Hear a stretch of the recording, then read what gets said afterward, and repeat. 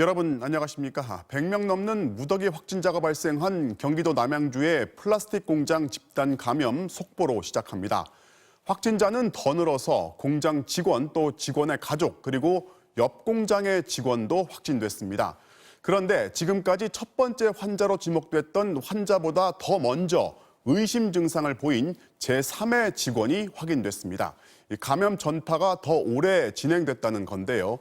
한국말이 서툰 외국인이라서 역학조사에 애를 먹고 있습니다. 먼저 김수근 기자입니다. 경기도 남양주시 플라스틱 공장의 첫 확진자가 코로나19 증상을 느낀 건 지난 11일, 확진 판정을 받기 이틀 전이었습니다. 그런데 이보다 앞서 의심 증상을 보였던 사람이 있었던 것으로 확인됐습니다. 확진자들의 증상 발생일 이런 부분들을 조사를 해봤을 때 증상 발생일이 앞선 분들도 있는 것이 확인되고 있습니다. 공장 기숙사는 환기가 제대로 되지 않는 구조인데다 식당과 화장실도 함께 사용하고 있어 바이러스가 순식간에 퍼질 조건을 갖추고 있었습니다. 그런데도 마스크를 쓰지 않는 등 방역에 소홀했던 것으로 파악됐습니다. 이 공장 노동자 177명 중 외국인은 80%가 넘는 145명. 출신 국가도 중국과 캄보디아뿐 아니라 세네갈과 알제리, 이집트 등 19개 나라로 다양해 역학조사도 쉽지 않은 상황입니다. 아팠는데도 왜 검사를 안 했냐, 그거에 대해서 그렇게 물어도 대답을 하고 그럴 정도의 소통이 되는 사람들이 아닌 상황이에요. 공장주부는 본인은 몰랐다고 얘기하죠. 역학조사 진행이 더디다 보니 확진 판정을 받고도 치료시설로 이송을 못하고 있습니다. 코로나19 확진 판정을 받은 이 공장 노동자 수십 명은 치료시설 이송을 기다리며 아직까지 공장 3층에 있는 기숙사에 머물고 있습니다. 현재 공장 안에는 확진자를 포함해 70여 명이 격리돼 있는 것으로 알려졌습니다. 산업단지 내 1,170명에 대한 전수조사에서는 플라스틱 공장 노동자 4명을 포함해 모두 8명이 추가 확진 판정을 받았습니다. 방역당국은 아직까지 연락이 되지 않는 공장의 외국인 직원 2명의 소재 파악에 나섰습니다. 또 용산구청이 플라스틱 공장 첫 번째 확진자에 대해 사흘이나 지나 늑장 통보를 한 데 대해서도 경위를 조사 중이라고 밝혔습니다. MBC 뉴스 김수근입니다. 새로운 확진자는 이틀 연속 600명대를 이어갔습니다. 병원이나 직장 같은 일상 공간에서 집단 감염이 잇따르고 있는 데다 설 연휴 가족 모임이 불러온 감염도 하나 둘씩 등장하기 시작했습니다. 김아연 기자입니다. 설날이었던 지난 12일 광주 광산구에서 가족 모임을 가졌던 부모님과 동생, 자녀 등 일가족 8명이 모두 확진됐습니다. 확진자의 직장 동료 1명까지 감염됐습니다. 일단 정황상으로는 이제 한꺼번에 모인 것 같긴 해요. 근데 이제 구체적인 것들 아주 정확하게 보려고 저희가 역학조사를 하고 있거든요. 서울 순천향대병원 관련 확진자는 31명이 추가돼 171명으로 늘어 병원 측은 오는 21일까지 외래 진료를 전면 중단한다고 밝혔습니다. 충남 아산시 보일러 공장에서도 21명이 추가 감염돼 누적 확진자는 135명이 됐습니다. 전국적으로 확진 사례가 계속 늘어나면서 전체 코로나19 확진자 수는 621명을 기록했는데 이틀 연속 600명대를 기록한 건 한 달여 만입니다. 방역당국은 앞으로가 더 문제라는 입장입니다. 우선 설 연휴 가족 모임으로 인한 확진자 수가 잠복기가 끝나는 다음 주부터 늘어날 가능성이 있기 때문입니다. 지난 추석 가족 모임으로 인한 집단 감염 11건보다 더 많을 걸로 예상하고 있습니다. 작년도에 추석이 시작될 당시의 코로나19 발생 상황은 2자릿수의 발생이었습니다. 앞으로 더 파악될 가능성이 상당히 있다는 말씀을 드립니다. 여기에 거리 두기 완화에 따른 확진자 수 증가까지 고려하면 당분간 불안한 상황이 계속될 수밖에 없다는 게 방역당국의 판단입니다. 이에 따라 방역당국은 더 철저한 거리 두기와 개인 방역 수칙 준수가 절실하다고 강조합니다. 상대적으로 미국 또는 유럽 등의 국가에 비해서는 발생 규모가 작았기 때문에 지역사회에 형성된 면역도는 낮은 상황입니다. 큰 유행을 겪은 미주 대륙의 여러 나라나 유럽들에 비해서도 거리 두기의 이행이 한층 더 중요한 상황입니다. 방역당국은 올 들어 의료기관과 제조업체의 집단 감염으로 1,362명이 확진됐다며 작업장 안에서 침방울이 많이 발생하는 환경과 마스크를 제대로 착용하지 않은 게 원인이라고 전했습니다. MBC 뉴스 김아영입니다. 새로운 사회적 거리두기 체계의 밑그림이 공개됐습니다. 지금의 5단계를 3단계로 줄이고 기준도 완화하기로 했습니다. 특히 영업금지를 최소화하는 대신 5인 이상 금지처럼 개인의 활동을 규제하기로 했습니다. 다만 언제부터 적용할지는 지금의 확산 추세를 고려해서 결정하기로 했습니다. 박연수 기자입니다. 거리두기 개편안의 핵심은 소규모 자영업자에게 피해가 집중됐던 일률적인 영업 제한 조치는 하지 않겠다는 것입니다. 대신 인원 제한을 통해 밀집도를 낮추고 방역 수칙을 위반할 경우 곧바로 처벌하는 원 스트라이크 아웃제가 도입됩니다. 이렇게 지금 각 부처와 지자체, 업종과 지금 저희들이 협업을 해서 그런 수칙을 만들고 그리고 그 자율적으로 책임을 지고 좀 준수할 수 있도록 그렇게 해 나가겠습니다. 현재 5단계인 거리두기 체계는 복잡하고 실효성도 적다는 지적에 따라 1, 2, 3단계 3가지 정도로 간소화됩니다. 각 단계를 격상하는데 기준이 되는 확진자 수도 지금보다 늘어납니다. 예를 들면 지금 2단계 기준은 하루 확진자 수 300명이지만 개편되는 2단계 기준은 300명을 훨씬 넘을 가능성이 큽니다. 영업은 풀어주고 기준도 완화되지만 개인의 외출, 모임, 행사 등에 대한 규제는 강화됩니다. 1단계에서는 10인 이상, 2단계에서는 5인 이상, 3단계에서는 3인 이상 모임을 금지하는 방안 등이 논의되고 있습니다. 5인 금지에 대해서도 정식으로 좀 편입시키려고 생각을 해보고 있는 중이고, 또 매일 만나는 가족이나 직장 동료 이외에는 만날 수 있는 대상을 제한하는 외국의 사례도 검토 중입니다.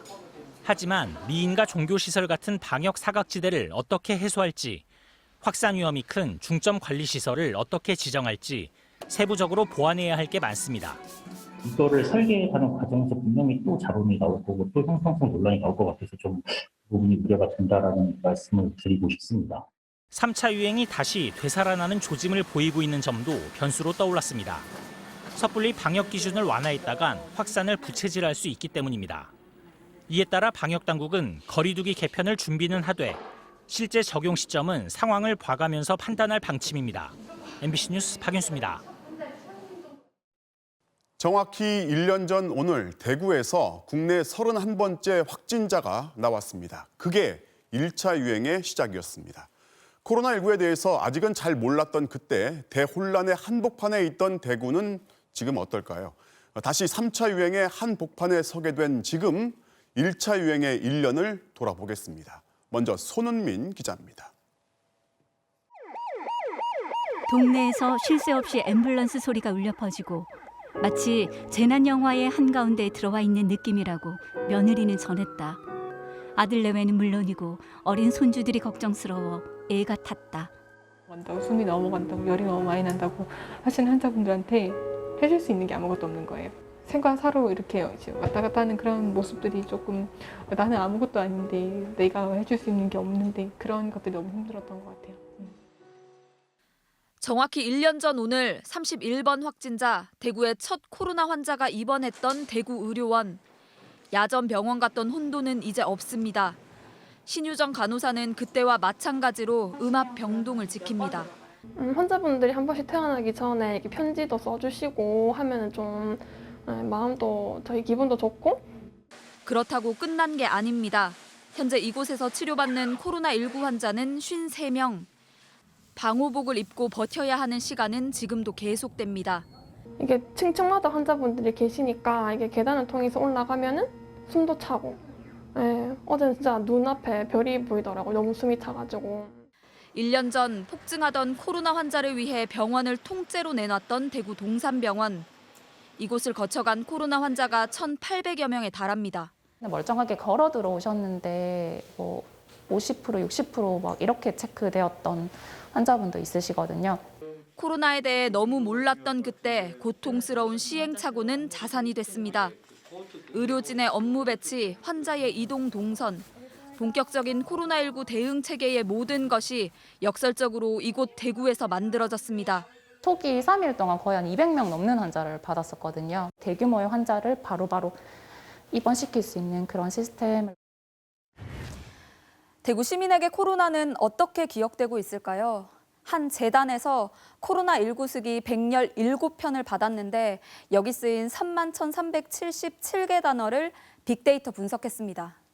팬데믹이라는 초유의 상황, 가장 많이 언급된 건 역시 가족과 집이었습니다. 남녀의 시각은 좀 달랐는데요. 이 남성은 검사, 거리두기, 격리생활 같은 현상에 주로 주목했다면 이 여성은 우리 가족, 우리 집, 아이, 또 특이하게 베란다 텃밭 같은 평범했던 일상에 더 애착을 드러냈습니다. 또 따뜻했던 표현만 있었던 건 아닙니다.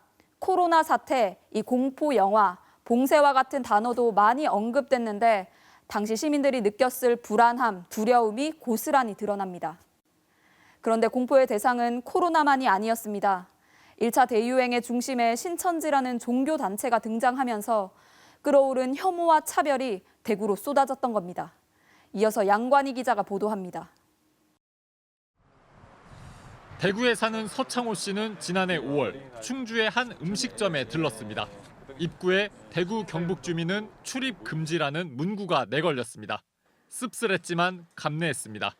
좀 규모가 큰 식당이었고 맛집으로 소문난 식당이기 때문에 대단히 불쾌하기도 하고 한편은 상당히 좀 슬프기도 했었습니다. 인권 운동가로 활동해온 서 씨는 그때부터 사례를 모았습니다. 서울 모병원에 출산을 하기 위해서 갔었는데 산모를 더 이상 병원에 입원을 안 된다면서 바로 대구로 방출됐던 한 화물차 기사는 대구 경북 차량이라는 이유로 일감을 아예 받지 못했습니다. 배차를 받았더라도 경북 남반이에요. 대구 남반이에요. 죄송합니다 하면서 빼버린 거죠. 캔슬돼 버린 거죠. 우리가 무슨 똥 묻은 무슨 것도 아니고. 특히 대구 출신의 성소수자인 사람들에겐 혐오와 비난마저 가중됐습니다. 이들이 마스크를 사는 것조차 꺼리게 되면서 방역망엔 오히려 허점이 생겼습니다. 주민등록상 성별과 달라 보이는 트랜스젠더들은 신분증 요구를 받는 상황이 부담스러워서 마스크 구입을 최대한 늦추거나 포기하는 분들도 계십니다. 과학적 근거보다는 공포감에 압도된 반응이 쏟아지면서 방역 당국도 난감해했습니다. 대구 경북에서 오신 분들이 모두 다 감염자라고 또 판단하는 것도 무리스러운 부분이 있다고 생각합니다. SNS 댓글은 눈 뜨고 보기 어려울 정도였습니다. 신천지를 향해 바퀴벌레, 마녀, 사입이라는 비난이 폭주했던 시기. 대구에서 4살 어린이가 확진됐다는 안타까운 기사에도 대구 좀비, 계엄령을 선포해 확진자를 처형하라는 극단적인 말이 등장했습니다. 지난해 2월부터 최근까지 인터넷 기사에 달린 댓글 18만 건을 빅데이터로 분석했습니다. 코로나와 대구를 핵심 표현으로 설정했더니 가장 많았던 반응은 봉쇄와 신천지, 욕으로 나타났습니다. 코로나와 성소수자로 설정한 분석에선 구속과 사형 또는 쓰레기, 욕이라는 단어로 이어졌습니다. 기존의 어떤 사회적 소수자들과 굉장히 유사한 경험으로서의 차별과 배제를 경험했다고 할 수 있는데요. 특정 지역을 향한 비난이 도를 넘어서자 세계보건기구는 바이러스에 지역 명칭을 붙이던 관행을 폐기했습니다. K-방역의 공과를 뒤로하고 이제는 무엇이 또 어디까지가 차별과 혐오인지 따져봐야 하는 숙제가 남았습니다. 사회적 신뢰, 과학적 판단이 흔들리는 어느 때 또 다른 혐오와 차별이 우리 누군가에게 다시 들이닥칠 수 있기 때문입니다. MBC 뉴스 양관입니다.